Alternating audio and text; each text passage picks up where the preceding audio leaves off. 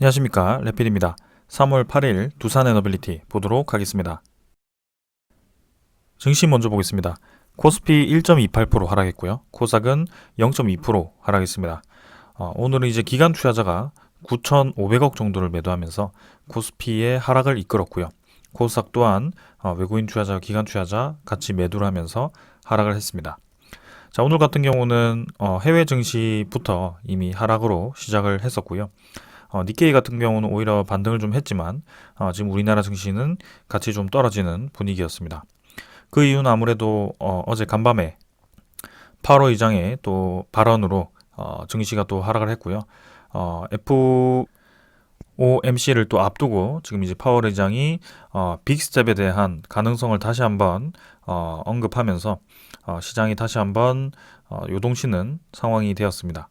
그래서 금리 인상을 결국에는 예상보다 좀 더 강하게 진행할 가능성이 크다라고 발언을 하였고요. 거기에 대해서 빅스텝 0.5% 상승이 또 한번 검토되기 시작했습니다. 자, 그래서 이제 우리나라 증시와 해외 증시가 조금 하락을 좀 하였는데요. 하지만 이제 코스피는 계속해서 2,500선과 그 다음에 2,400선 사이를 횡보를 좀 하는 상황입니다. 이번에도 아쉽게 2,500선을 채 가지 못하고 또 한 번 이제 꺾이는 모습인데요. 이대로 뭐 이제 N자로 증시가 쭉 떨어진다라고 보기에는 무리가 있습니다.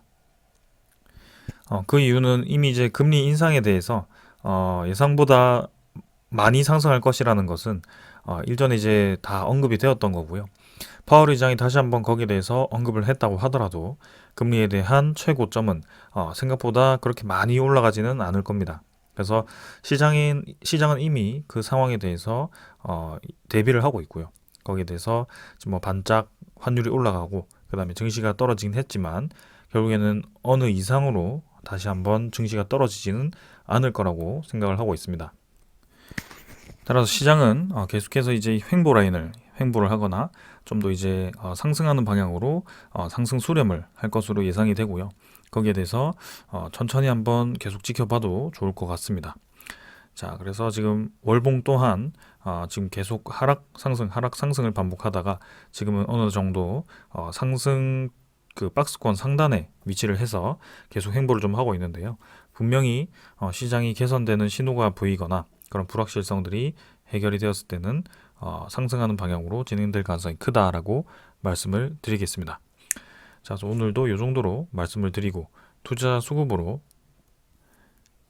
가겠습니다. 지금 기관 투자자가 9,510억을 매도했고요. 외국인 투자자는 570억을 매수를 했습니다.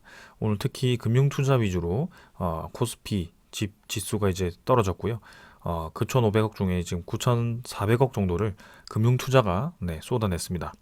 아무래도 내일은 옵션 만기일이고요. 옵션 만기일 전에 일시적인 이런 쏟아내는 움직임이 나왔다라고 볼 수 있을 것 같습니다. 자, 그 다음에 코스닥이고요. 코스닥은 마찬가지 지금 계속해서 이제 상승을 하는 패턴에 있습니다. 특히 코스닥의 그런 상위 종목 위주로 특히 2차 전지 관련 종목들 위주로 좀 강세를 보이면서 800선을 계속 유지를 하고 있습니다. 지금 이제 코스피보다 생각보다 하락을 많이 하지 않고 있고요. 계속해서 800선을 유지하면서 진행이 되어 가고 있습니다. 그래서 오늘도 0.22% 정도 하락을 하면서 크게 하락하지 않았고요. 네, 계속해서 이 상승 패턴을 유지를 해주고 있습니다. 수급 같은 경우는 기관 투자자, 외국인 투자자가 지금 매도를 계속 하고 있고요. 옵션 만기까지 지금 하루를 앞두고 연속적으로 빠져나가는 모습이 보여지고 있습니다. 그러나 이제 기관 투자자는 코스피 대비해서는 크게 지금 코스닥을 매도를 하지 않은 상황이고요. 일단 내일 옵션 만기일이기 때문에 내일까지 이 두 지수에 대한 변동성이 좀 클 수 있기 때문에 그런 것들을 좀 천천히 한번 살펴보도록 하겠습니다. 자, 그 다음은 이제 환율 시장이고요. 환율은 1319원으로 마무리했습니다. 오늘도 뭐 하락 상승을 반복하다가 결국에는 상승 기점에서 마무리 좀 했지만 결국에는 지금 1320원 수준에서 왔다 갔다 하고 있습니다. 그래서 환율 자체가 지금 또 이제 그런 금리 인상에 대한 소식으로 이런 상승을 좀 보였지만 단기적인 상승일 가능성이 크다라고 보여지고요. 결국에는 그 이상 우리가 생각하는 그 이상으로 다시 올라가지는 않을 거라고 보고 있습니다. 그래서 분명히 요 1320원 라인이 지금 주요 저항 라인으로 자리를 잡고 있는데요. 이 쌍봉을 찍고 내려갈 수도 있고요. 아니면 조금 올라갔다가 뭐 떨어질 수도 있겠죠. 그러나 지금 크게 환율이 올라갈 만한 이유는 없다라고 저는 보고 있습니다. 단기적인 흔들림에 크게 우리가 흔들릴 필요가 없다라고 계속 언급을 드리고 있습니다. 자, 그래서 환율은 요 정도로 보고 넘어가도록 하겠습니다. 그 다음 이제 선물 시장이고요. 선물은 지금 미국 시장 약 보합으로 진행 중이고요. 유럽 시장도 마찬가지 보합 정도로 진행 중입니다. 그래서 두 시장 크게 움직이지 않고 있고요. 미국 증시가 뭐 어제 크게 하락을 했고, 그리고 뭐 금리 인상이 좀 더 된다라고 해서 연속적으로 지금 하락을 계속하고 있지는 않습니다. 그렇기 때문에 일시적인 하락 이후에 완조로운 그런 증시 상승 분위기로 다시 한번 이어질 가능성이 크다라고 말씀을 좀 드리고 싶습니다. 그리고 미국 10년물 국채금리는 지금 3.97%, 마찬가지 환율이 급등을 하면서 지금 미국 10년물 국채금리도 잠깐 상승을 했지만 지금도 그 이상 이전 고점 이상을 가지 못하고 있습니다. 그래서 마찬가지 환율이 같이 떨어지면서 10년물 국채금리도 같이 안정되는 방향으로 진행될 가능성이 크다라고 보여집니다. 자, 그래서 우리는 뭐 시장 매일매일 보고 있고요.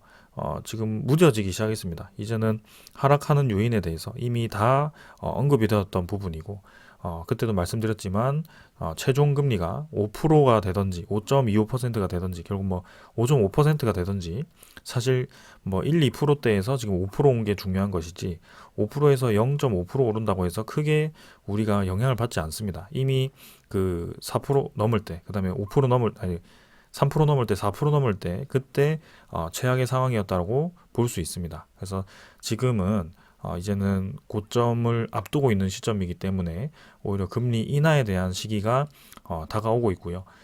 이 주식 시장이라는 것은 앞으로에 대한 시장 분위기를 반영을 한다고 한다면 지금은 이미 악재가 반영될 수 있는 부분은 다 반영이 되었다라고 볼 수 있습니다. 그래서 뭐 우리가 지금 접하는 소식들은 뭐 수출도 최악이고 환율도 최악이고, 그죠? 그리고 국채 금리도 계속 올라가고, 그 다음에 금리도 계속 올라가고, 그러니까 결국에는 투자를 할 수도 없고 지금 투자를 해서는 안 되는 분위기가 형성이 되고 있지만 사실상 들여다보면 이미 그 상황은 작년 정도라고 저는 생각을 하고 있습니다. 그래서 올해는 하반기로 갈수록 점점 이제 시장이 개선되는 분위기가 이어질 것으로 보여지고요. 이미 개선되는 시점에 투자를 시작하기보다는 이렇게 최악의 상황 이후에 안정되는 시점에 투자를 하는 것도 저는 좋은 방법이라고 생각합니다. 그러나 그 시기를 100% 우리가 집어내고 확실히 그렇게 그 시작점을 지정을 할 수 없기 때문에 어쩔 수 없이 이제 그런 하락 시장도 경험을 하면서 결국에는 분할 매수, 분할 매도, 그다음에 장기적인 투자 관점에서 이 시장을 지켜보고 있는 것입니다.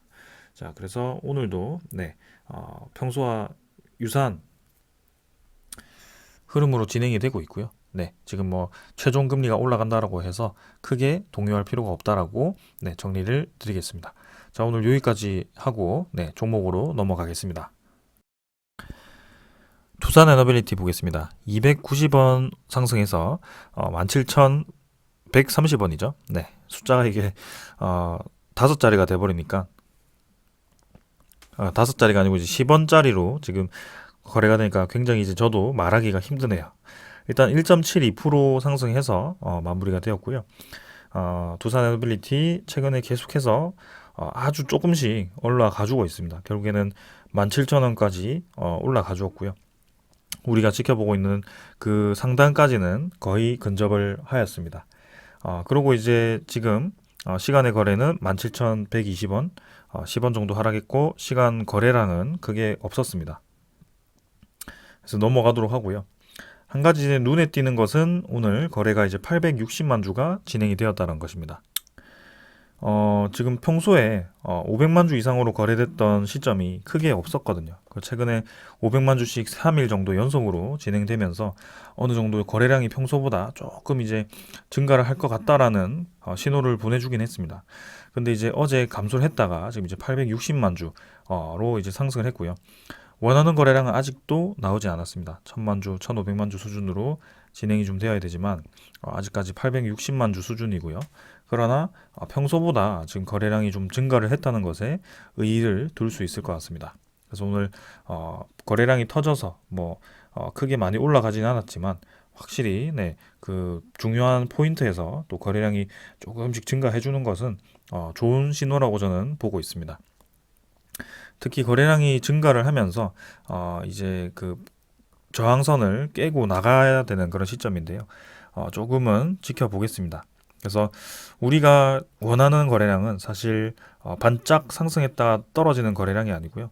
점진적으로 평소에 거래량이 없다가 점진적으로 이제 거래량이 점점 증가하는 이 추세를 원하고 있습니다. 그래서 오랫동안 뚫지 못했던 그런 벽이 뚫렸을 경우 이렇게 거래량이 증가하면서 아주 강하게 올라가는 그 시점을 지금 노리고 있는 상황이고요. 그 시점을 지금 거의 2년 이상 경험하지 못했죠. 그래서 차분히 계속 지켜보고 있는 상황입니다.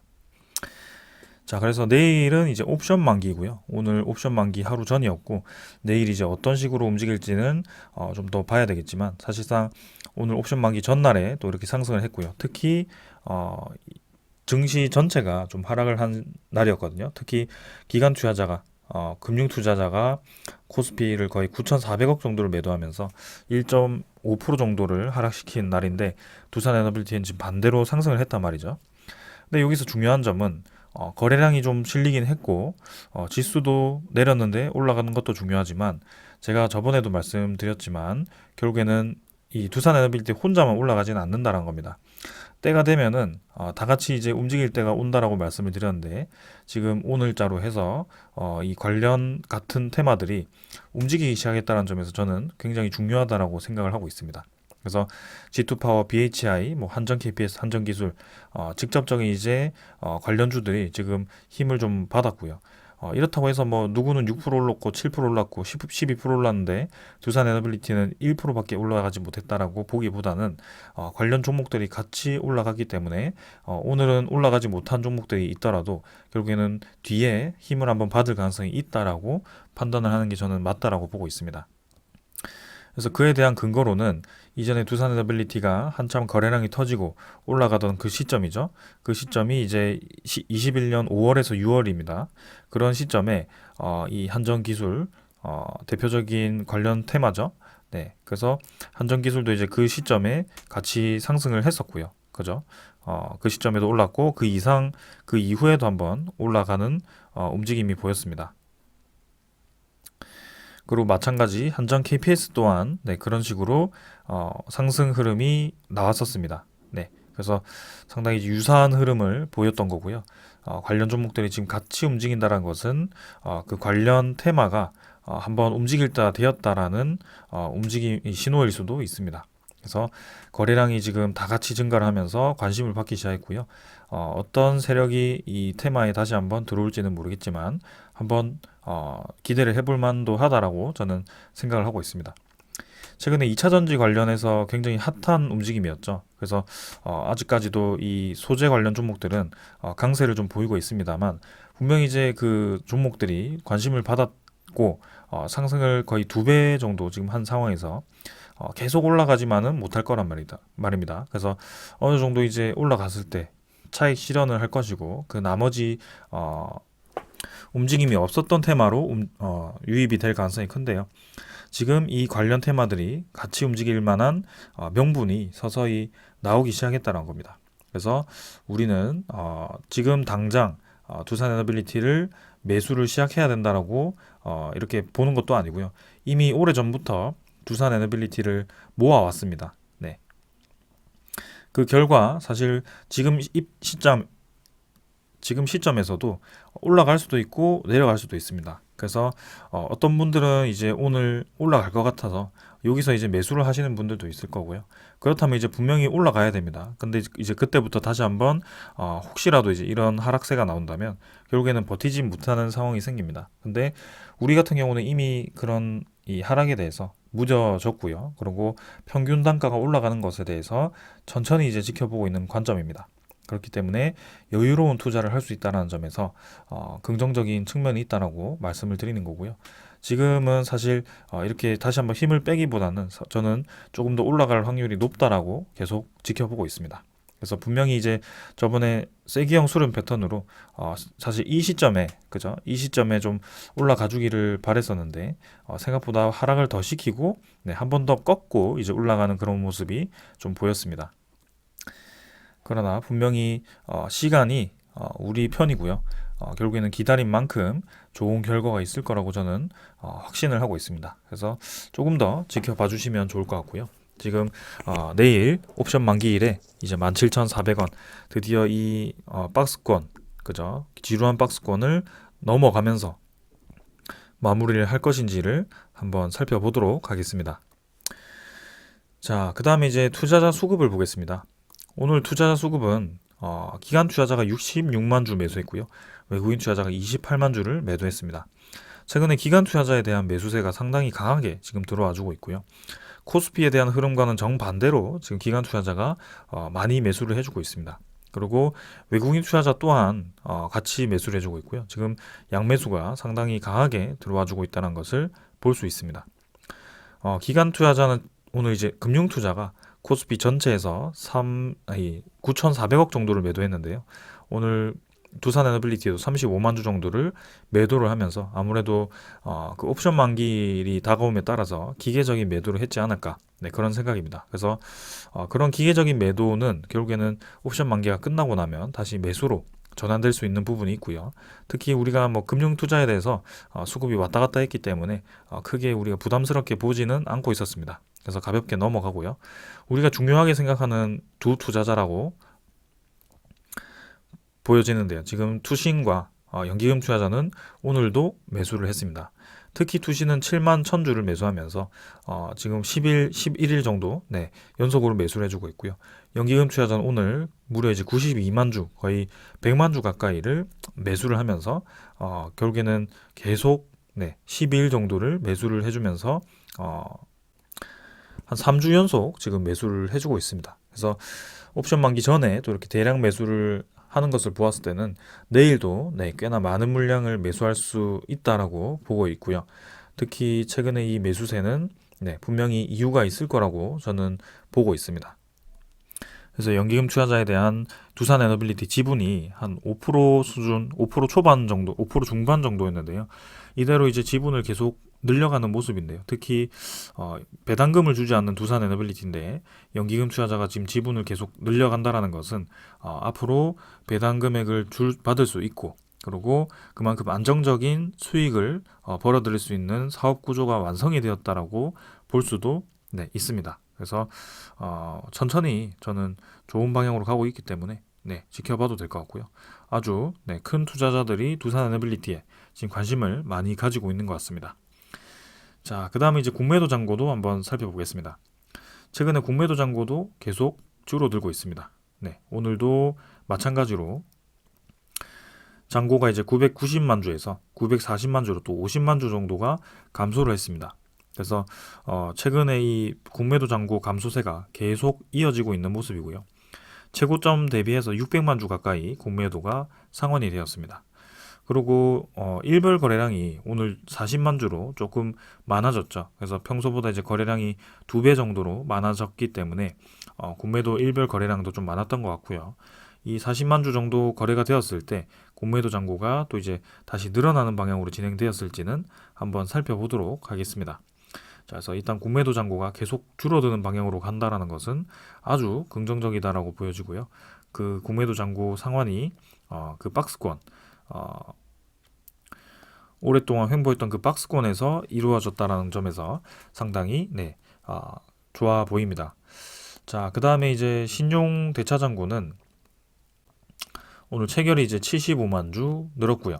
상환이 이제 29만 주, 한 30만 주 정도 진행되면서 오늘은 체결이 조금 되었습니다. 그러나 뭐 평소 수준으로 네, 지금 대차 정구가 계속 이루어지고 있기 때문에 그게 우리가 네, 주목할 만한 상황은 아닌 것 같고요. 가볍게 넘어가도록 하겠습니다. 외국인 투자자에 대한 지분은 지금 29만 주 매도에서 당일 23만 주 매도로 조금 줄었고요. 보유율은 12.85%로 여전히 이제 높게 유지가 되고 있습니다. 그래서 두산 에너빌리티에 대한 수급이 상당히 지금 강하게 들어와주고 있고요. 연기금 투자자, 외국인 투자자, 네, 상당히 지금 강하게 매수를 해주고 있습니다. 이 매수세가 혹시나 이제 옵션 만기 이후에 매도세로 다시 전환을 하는지 아니면 계속해서 매수를 이어가는지 한번 주목해 볼 필요도 있을 것 같습니다. 자, 그래서 오늘 여기까지 네, 두산 에너빌리티에 대한 기술적인 설명을 말씀드렸고요.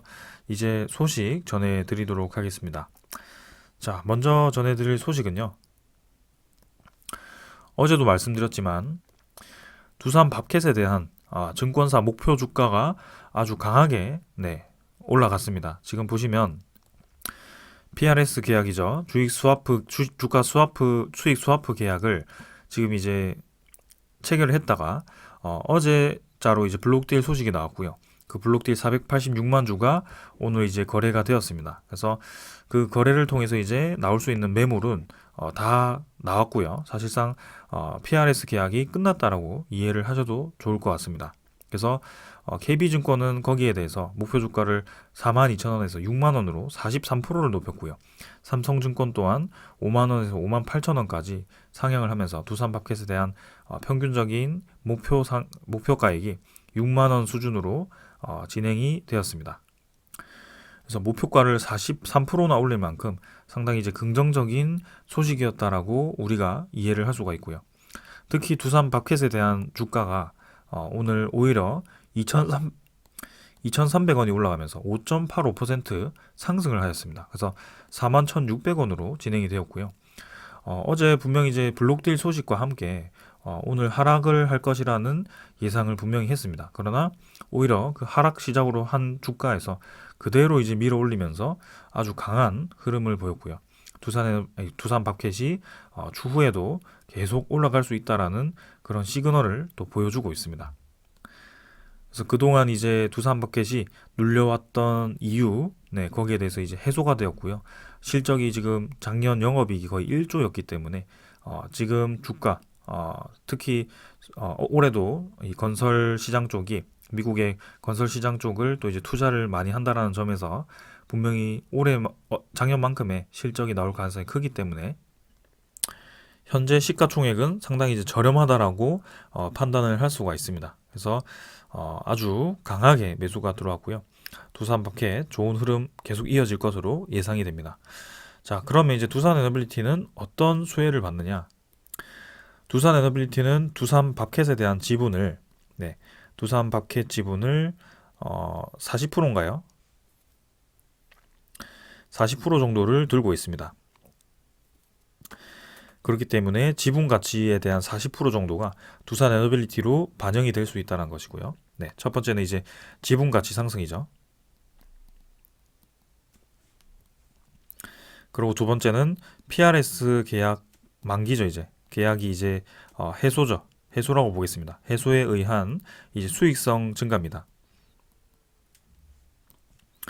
사실상 이 PRS에 대한 계약 자체가 이미 이제 2018년 그때부터 끌어왔기 때문에 2019년, 2018년, 2020년 거의 두산 에너빌리티가 재무적으로 최악의 상황을 겪을 때였습니다. 그래서 그런 3조 자구안과 그런 재무 개선 이행을 통해서 생겼던 그런 잔여물이기 때문에 그런 것들을 이제 해소했다라고 평가를 받는 것이고요.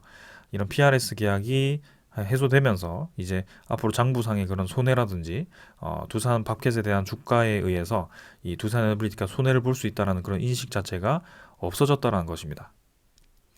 그래서 아주 좋은 소식이라고 볼 수 있고요. 그리고 세 번째는 이 PRS 계약으로 인한 담보 금액을 회수를 할 수 있습니다.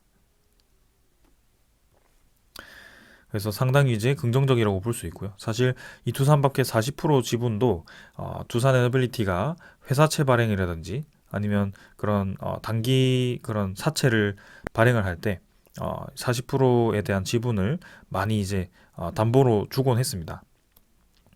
그러나 이제 이런 계약이 하나둘씩 해결이 되면서 현금 창출 능력이 좋아지고 현금이 이제 확보가 되었을 때는 더 이상 이 지분도 담보로 주지 않을 거고요. 회사채 또한 점점 이제 발행을 줄여갈 겁니다. 그래서 지금은 장기 차입금을 단기 차입금으로 좀 바꿔가는 약간 메꾸는 그런 모습이지만 결국에는 이 차입금 자체가 줄어들고 있는 방향으로 가고 있기 때문에 이번 계약 자체가 계속해서 그 방향으로 갈 것이라는 것을 알 수가 있습니다. 자, 그래서 여러모로 좋은 계약이었고요. 좋은 지금 소식이었고요. 그래서 앞으로 두산 에너빌리티에 대한 향후 움직임이 상당히 기대가 되는 모습입니다. 자, 그 다음 소식은 자, 지금 두산 에너빌리티가 아니고 한정 KPS에 대한 목표 주가가 상승을 하였습니다. 그 이유는 원전 수주 가능성에 대한 얘기였는데요. 지금 50조 원 이상으로 추산이 되면서 한전 KPS 그리고 한전 기술이 오늘 상당히 강하게 상승을 했는데요. 분명히 두산 에너빌리티도 동일 수혜를 받을 수 있는 기업이기 때문에 많이 기대가 됩니다. 그래서 내용을 잠깐 보시면 NH투자증권에서 얘기를 하였고요. 2025년까지 논의 가능성이 있는 대형 원전 프로젝트가 100조 이상으로 추산이 된다라고 얘기가 나왔습니다. 그래서 한전 KPS에 대한 목표 주가를 42,000원에서 5만원으로 상향을 하였고요. 거기에 대한 신규 검토되는 원전을 보시면 지금 신한울 3, 4호기 약 11조 원은 이미 한국이 확정되었고요. 폴란드 내기도 지금 확정이라고 표시가 되어 있습니다. 그래서 22조 원 정도로 되어 있고요.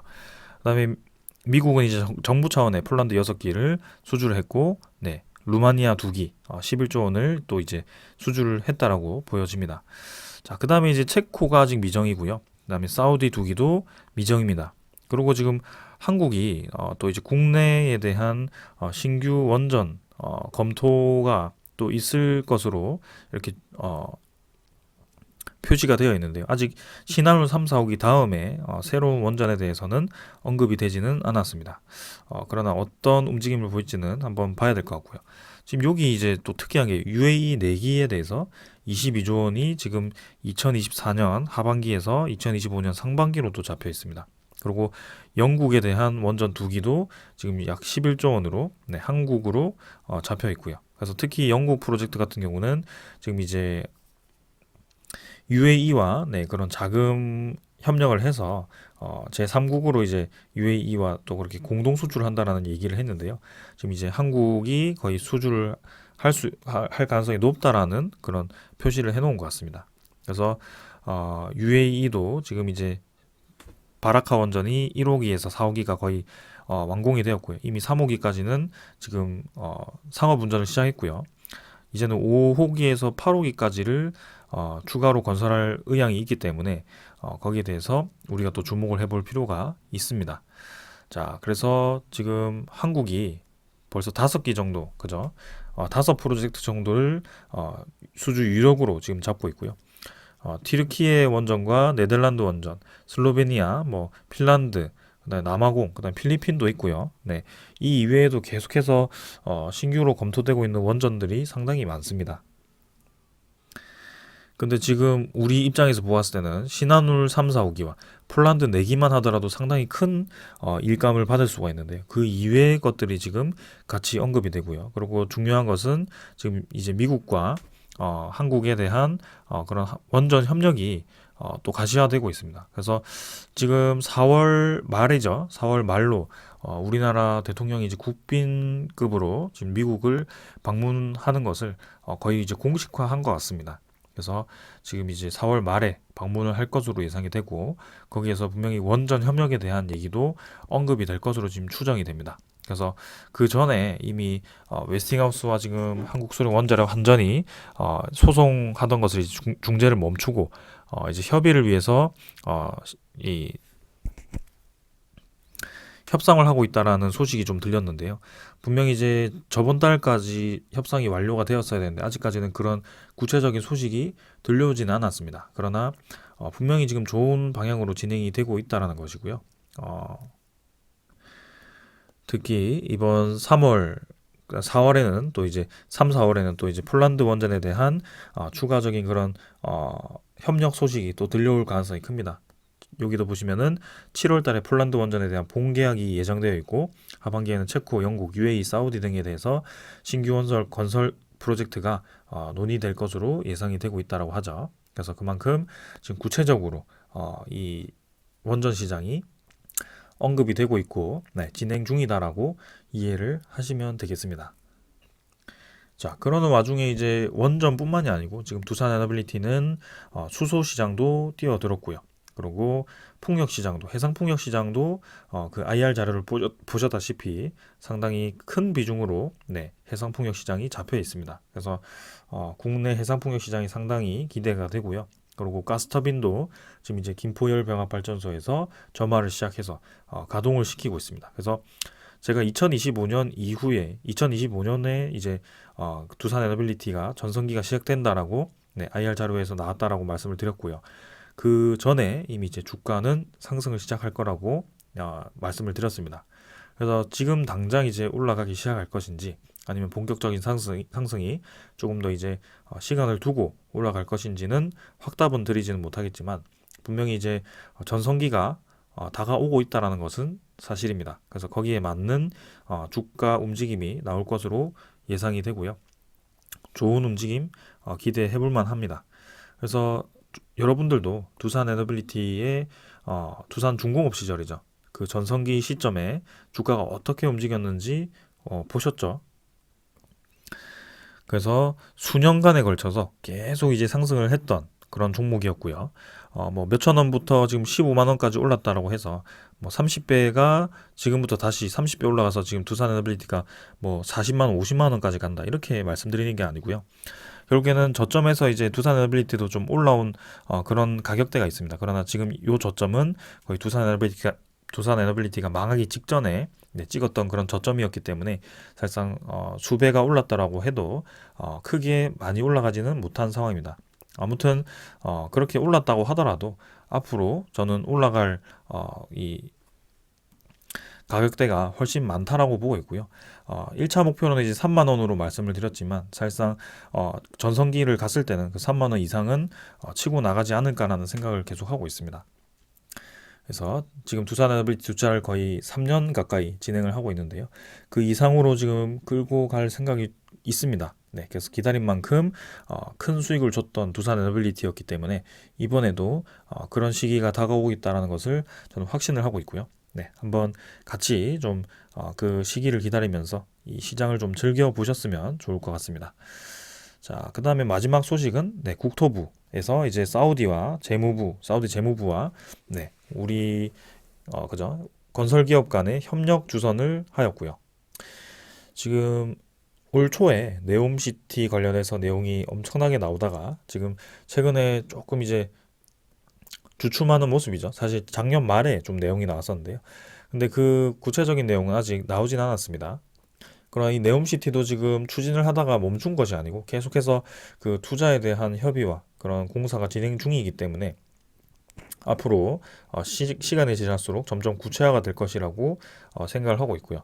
국내 건설 기업 중 대표 기업으로 지금 두산 에너빌리티가 또 포함이 되어 있기 때문에 특히 사우디 건설 시장에 두산 에너빌리티가 아주 비중 있게 들어가 있거든요. 해수 담수화 플랜트라든지 그런 주단조 공장 그런 것들을 큰 프로젝트를 건설을 해주고 있기 때문에 이 네옴시티를 건설함에 있어서 앞으로 또 이제 큰 프로젝트 발주가 기대됩니다. 특히 저는 해수 담수화 플랜트가 사우디 쪽에서 많이 발주가 나올 것이라는 것을 이전에도 언급을 드렸고요. 지금도 기대를 하고 있습니다. 왜냐하면 그 큰 대도시, 신도시라고 할까요? 그런 신도시의 수백만 명의 인구를 감당하기 위해서 식수라든지 아니면 뭐 공업용 용수라든지 아니면 상용 용수라든지 그런 것들을 다 감당하기 위해서는 분명히 해수 담수화 플랜트가 한두 개 가지고는 되지는 않을 겁니다. 그리고 사우디 입장에서는 이제 앞으로